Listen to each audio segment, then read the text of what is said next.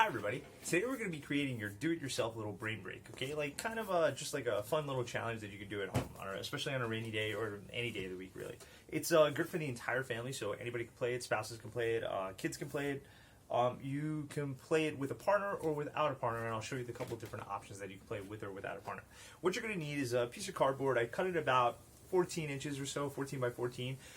So you just need a piece of cardboard, some tape if you want. You could even just honestly color it in if you want, or just put some grid lines so that you have 9 squares specifically on the grid. Kind of looks like a tic-tac-toe grid, so the same idea. All right, and then from there you're going to need colored cups. So pretty simple enough. You just need kind of 3 sets of cups, 3 of each of these colors. Pick any color you want. For me, I actually cut out some cardboard, some contact paper, and just put it on top of here. But if you have a white lid on a cup, you could just color that in too. It really doesn't matter how you do it. It really just, it's the way you want to design it for yourself. Otherwise, let me show you the next part. Like I said, you can play it with a partner or without a partner. There's actually a couple different ways you play it. There's a lot of different variations of the way you can play this game. This is just my version. All right, stay tuned for the next part.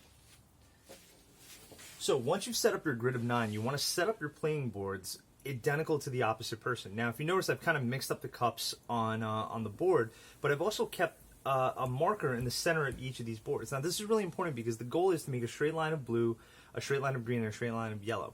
Once I've created that setup and each person is marked up so it's an even match, I want to now start my game. I can only move a cup adjacent or next to an open square. I am not allowed to move a cup or pick up a cup and move them in a different direction here. So my goal, what I want to do is I want to make sure that I'm not moving a cup diagonally either. Okay, it must be moved adjacent here.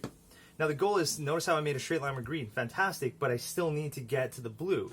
So here I would have to move all my blue over, one at a time, try my best to move them all over here, and as I'm moving them across, you'll notice that everything starts to kind of line up. And once I get a line of blue, a line of green, and a line of yellow, my side is done. Now the goal is to try to beat the other team, competitor before you do, before they beat you. And once you're done with that, that's part 1 of the game.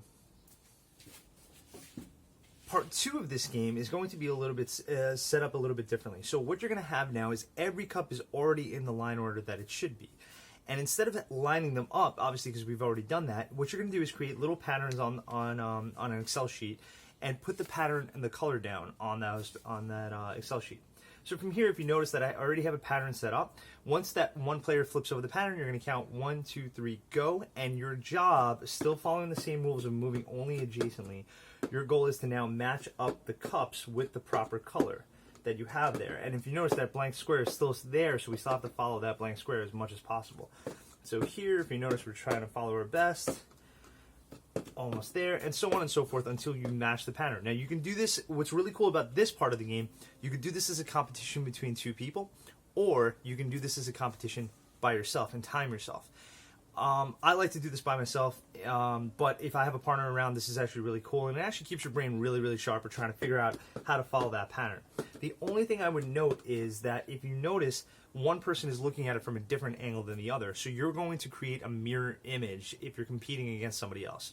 So in this part, the white square should be at the very bottom. If I was to set this up, obviously I'm cheating right now just to show you this, but if I was to set this up just like that, this part matches this mirror image, but on the other side it would be completely different. All right, it would just be the reversed image here.